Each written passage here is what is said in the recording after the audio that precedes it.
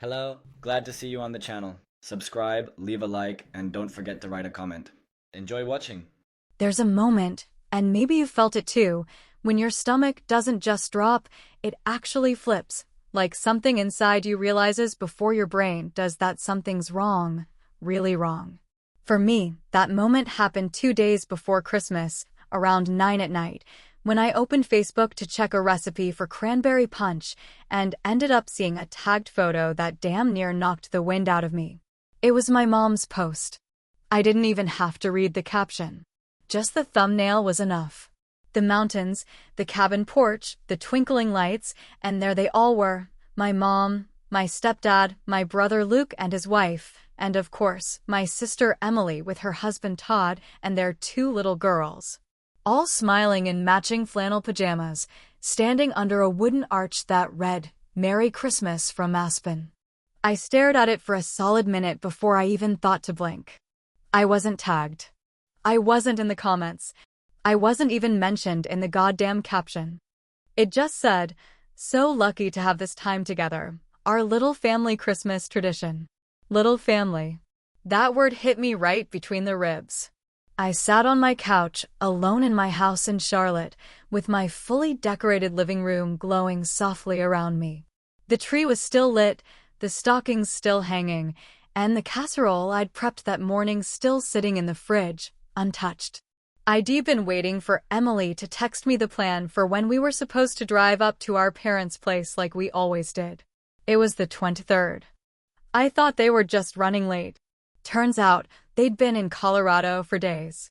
I kept scrolling, half hoping I'd see another post that would explain it, like maybe this was an old photo, or maybe they'd surprised my mom, or maybe it was just Emily and her family, and the others had stopped by for a day. But no, every photo told the same story. Snowmobiles, dinners, a sleigh ride, my mom holding hot chocolate mugs with the grandkids. And not once, did anyone look like they remembered I existed. I checked the group chat, the one we'd used for years to plan these trips. Dead silence. The last message was from early November, me offering to book the cabin again like last year. No one ever responded. I remember thinking at the time, weird, but then the holidays got busy, and I figured maybe they were just slow. But now I saw it for what it was, intentional. So I did something I never do. I texted Emily directly. I didn't want to. I didn't want to give her the satisfaction of thinking I cared that much, but my heart was pounding so hard I needed to do something with it. I typed, "Hey, saw the photos. Didn't realize there was a trip this year. Hope everything's okay?" I stared at the screen for 10 minutes before she answered. Her reply was 6 words that I'll never forget. It just felt like less drama. "That's it. No, sorry, no, we meant to invite you, no, it was last minute." Just this vague, passive insult dressed up like a grown-up decision. I responded, "You could have just talked to me." Her response came back an hour later, probably after a couple glasses of wine. "We just wanted peace this year, Kara. You tend to make things heavier than they need to be." I read that sentence 5 times. Heavier. I make things heavier. Like I'm the thundercloud hanging over her sunshine life. Never mind that I co-signed their mortgage 3 years ago when they couldn't afford the down payment. Never mind that I gave Todd a job at my company after he got laid off and was too proud to ask for unemployment. Never mind that I bought those damn matching pajamas for everyone last year and hand-sewed the initials on the cuffs. I made things heavy? I didn't reply. There was nothing left to say. My body was ice cold, but my face burned like I'd been slapped. I sat there in that awful silence, the kind that buzzes in your ears, and for a long minute, I wondered if maybe I'd done something. Maybe I was too much. But that thought didn't last. Because when I looked back over the messages and the photos and the fact that no one had even tried to call or lie or soften the blow, I realized something. This wasn't an accident. This wasn't an oversight. This was planned. They'd booked flights, coordinated outfits, packed gifts, smiled for photos, and in all of that, not one of them thought to even shoot me a text. Not my mother, not my brother, not my sister. They'd all agreed, maybe silently, maybe not, that I didn't belong this year. And that's when something inside me shifted. I didn't cry. I didn't rage. I just stood up, walked into the kitchen, and poured that damn casserole straight into the trash. Then I opened my laptop. Because if Emily wanted a peaceful Christmas, she could damn well finance it on her own.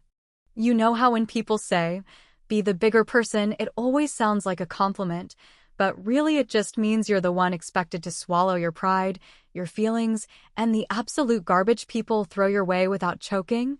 I've spent the better part of my adult life being that person, shouldering more, biting my tongue, paying the bill, and pretending it didn't sting when nobody said thank you.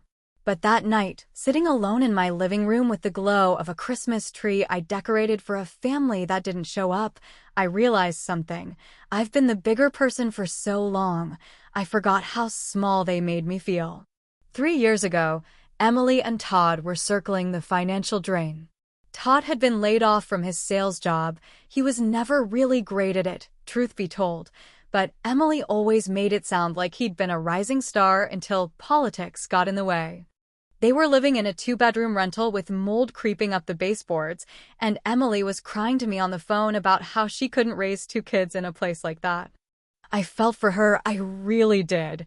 We didn't grow up with much ourselves, and I knew how hard she tried to look like she had it all together.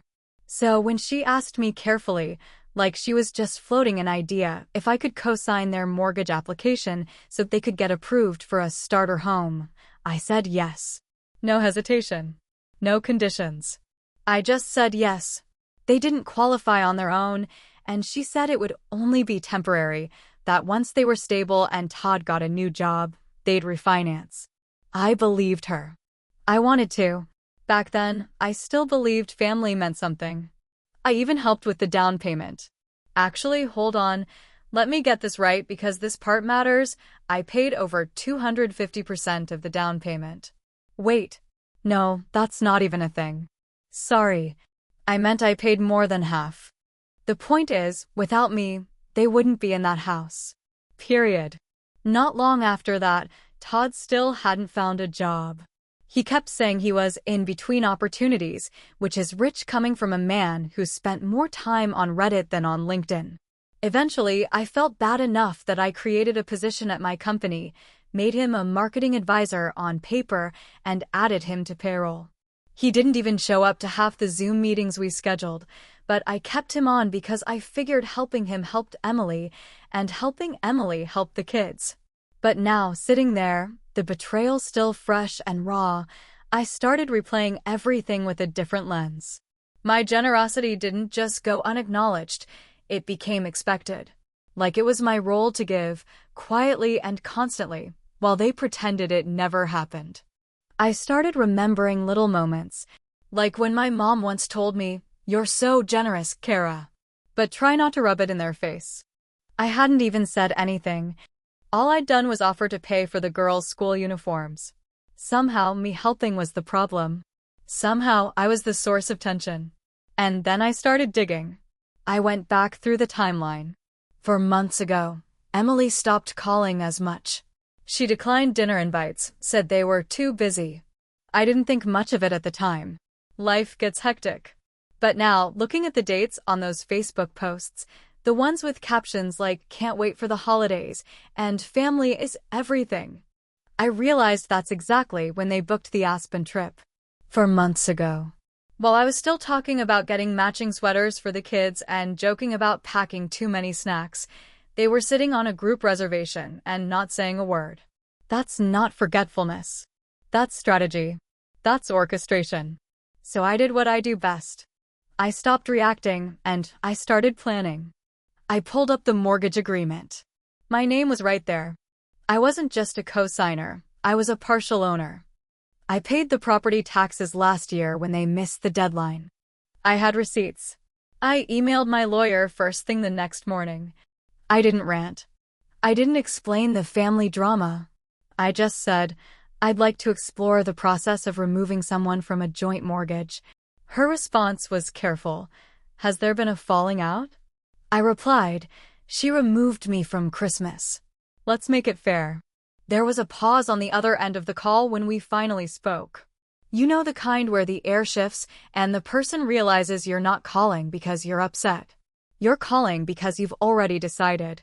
And I decided that I wasn't going to be the invisible ATM anymore.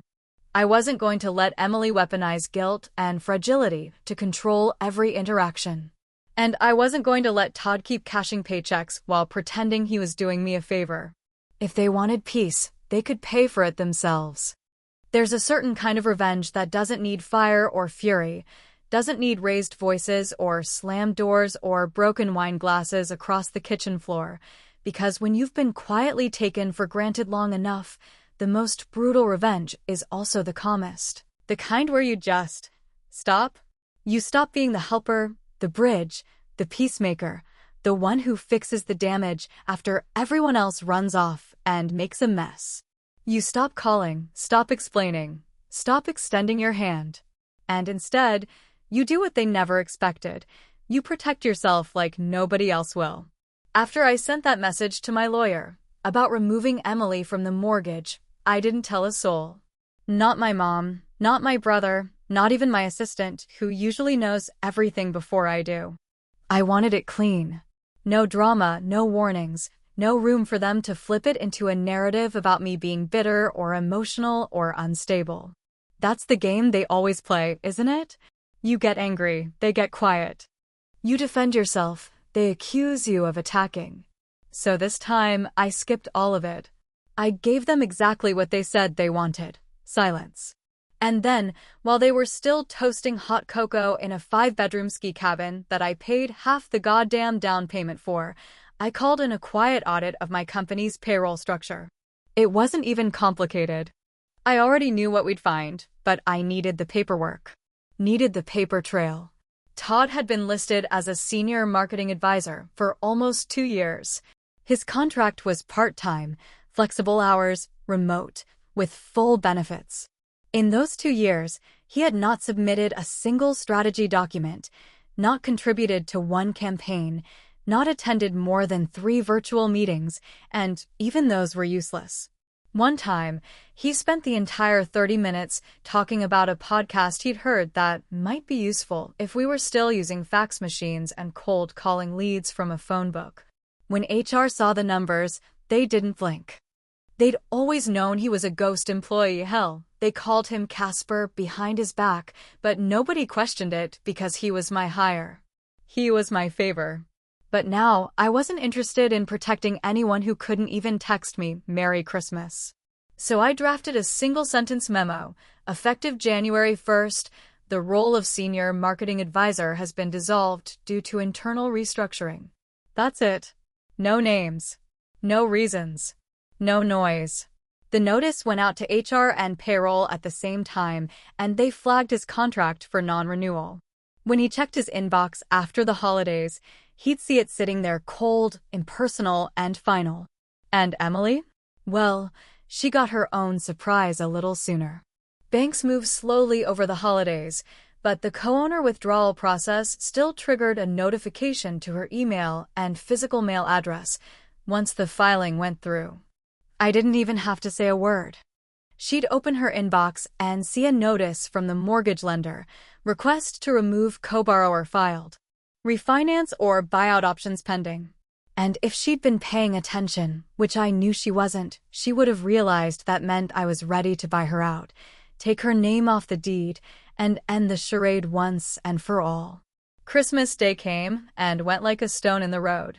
I sat by my window with a glass of wine and watched the world go by, the street quiet except for the occasional neighbor dragging a recycling bin full of boxes and bows. No calls. No texts. Not even one of those half-hearted "hope you're having a good one" messages. Nothing from Emily. Nothing from my mother. It was as if I had been cleanly excised from the family unit like a bad appendix, and nobody even bothered to check if I was healing or bleeding out. And weirdly, maybe this says something about me, I wasn't even angry anymore. What I felt was a kind of eerie calm, the kind you get after a storm levels the whole neighborhood, and there's nothing left to do but walk outside and take inventory.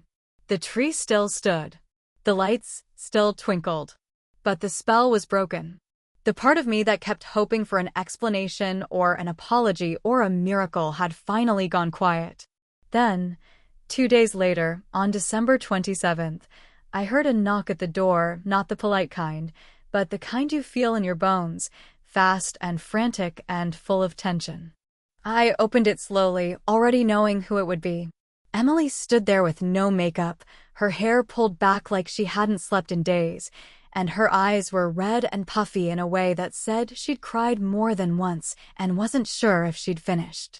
Todd was parked in the driveway, leaning against the passenger door with his arms crossed like he was preparing for a scene he wasn't equipped to handle. Emily looked at me like I'd become someone else. Someone she couldn't predict. "Why are you doing this to us?" she said, voice small but accusatory, like I was the one who burned the house down just because I finally walked away from the fire. And I didn't answer. Not yet. For a long second, neither of us said anything, the cold December air slipping in through the open door while Emily stood there like a scared child, shivering but too proud to admit she needed a jacket, much less help. She looked thinner than I remembered, or maybe it was just the way the guilt wore her down, shoulders hunched, lips trembling like she wanted to speak, but couldn't figure out which version of the story to start with. Behind her, Todd avoided my gaze altogether, eyes glued to his phone like he'd already checked out of the situation and was waiting to be told where to stand next. I didn't invite her in. I didn't ask if she was okay. I didn't offer tea or comfort or the benefit of the doubt. I just stood there in the frame of my door, calm but unflinching, the way you do when a feral dog shows up on your porch, not because you're scared of it, but because you finally realize it's not your job to rescue something that bites the hand that feeds it. "I know about the mortgage," I said, flatly, because I wasn't going to pretend. "I know you got the bank notice. And I assume Todd's seen the HR memo by now."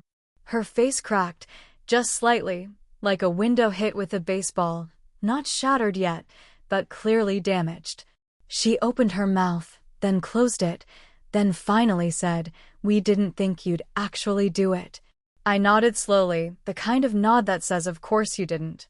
Because that's what they'd counted on all along, that I'd keep being generous, keep playing dumb, keep forgiving silently because that's what I'd always done. "That's the problem," I said. "You never think I'll follow through." Emily stepped forward, one hesitant foot over the threshold like she was testing the ice on a frozen lake, and whispered, "I just wanted a Christmas," without feeling like I was failing. And that's when something inside me snapped. Not loud, not ugly, just final. "Then maybe," I said, meeting her eyes without blinking, "don't fail." Her mouth fell open like she'd just been slapped, and maybe she had, not physically, but with a truth so sharp it left a mark. "You think I wanted to cut you out," she said, voice rising in that familiar pitch she always used when she wanted to play the martyr. "You think this was about you? Everything's always about you, Kara. You and your perfect job, your perfect house, it's not perfect," I interrupted, sharper than I intended. "It's earned." She blinked, confused for a moment, like she couldn't process the idea that my life hadn't been handed to me on a silver platter. And maybe that's because, for most of her life, I've made it look easy. I didn't cry in front of them when our dad walked out and our mom lost her job. I didn't complain when I got 2 jobs in college just to keep the lights on in our dorm. I didn't tell them about the panic attacks or the nights I stayed up wondering if I was always going to be the one keeping this whole damn family upright with one hand while nobody even noticed I was drowning. "You think I wanted to punish you," she whispered now, quieter. "I just didn't want the girls to see me breaking down. I thought if we had one peaceful holiday, without the pressure, without feeling like charity cases, maybe I could pretend, just for a few days, that we were normal." I stared at her for a long time. "You thought punishing me was the way to get peace?" She didn't answer. Her silence was answer enough.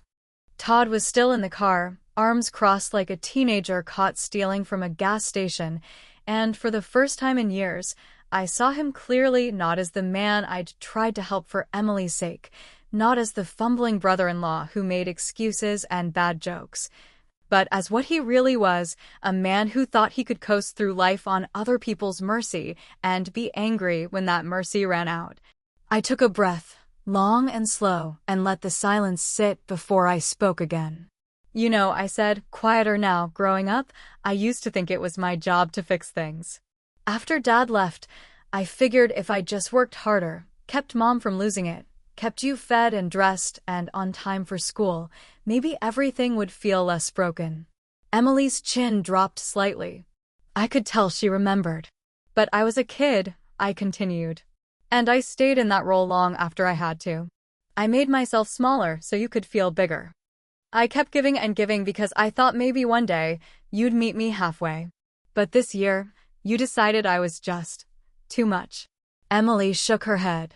No, that's not it is, I said. You made it clear. You didn't want me there because I remind you of what you're not. Not because I said anything, but because I didn't need anything from you. Her eyes filled, but I didn't flinch. I wasn't here to offer a tissue. She reached out like she wanted to touch my arm, and I stepped back, not cruelly, just enough to make a point. Don't worry, I said, voice calm, level, even kind. You're still family. I just stopped pretending you were mine to protect. Then I closed the door. Quietly. Firmly. Finally. It didn't take long for the silence to turn into noise, for the angry whispers to become phone calls and the hurt feelings to start dressing themselves up as legal threats. Todd, who hadn't lifted a finger for 2 years except to cash a paycheck I funded, decided he was suddenly a victim of wrongful termination. Of course, he didn't call me directly. That would require a spine. Instead, he had his brother send me a long-winded email full of vague threats, accusing me of retaliation and suggesting that his position had been unfairly dissolved without cause. I didn't reply to the email. I didn't even read the last paragraph. I simply forwarded it to my lawyer with every relevant document attached: the hiring agreement, the job description he never fulfilled, the performance reviews he never completed, the payroll audits that showed a stunning lack of contribution. And I waited. And then, nothing. No counter letter, no demand, no lawsuit. Just silence. The kind of silence that comes when someone realizes they've brought a butter knife to a gunfight and they were never even trained to use cutlery. Todd disappeared the same way he always existed, passively, in the background, hoping someone else would clean up the mess. Except this time, I let him sit in it. Let him stew in the space where entitlement used to live, where quiet resentment festered behind every fake thank you and smirking we appreciate it. But the fallout didn't stop there. Once word got out about what I'd done, once Emily started making those teary phone calls to cousins and old family friends, painting herself as the wounded sister who just didn't know Kara could be so cruel, the family split clean down the middle. Half of them took her side, of course. The half that always believed being soft-spoken meant being innocent. The ones who thought my success made me cold and that boundaries were just another way to say, I'm better than you. They called me dramatic, unforgiving, even calculating, like standing up for myself was some master plan I'd been waiting years to execute. But the other half, the ones who knew what it meant to be the default caretaker, the emotional janitor, the one who always got the call when someone else's choices caught up to them, they started saying things I never thought I'd hear out loud. She's always manipulated us, my cousin Lisa said one night on the phone. You just finally called her bluff. My uncle, who hadn't said 2 sentences to me in 5 years, sent a message that simply read, about time someone said it. Still, despite the support, the air around everything felt different.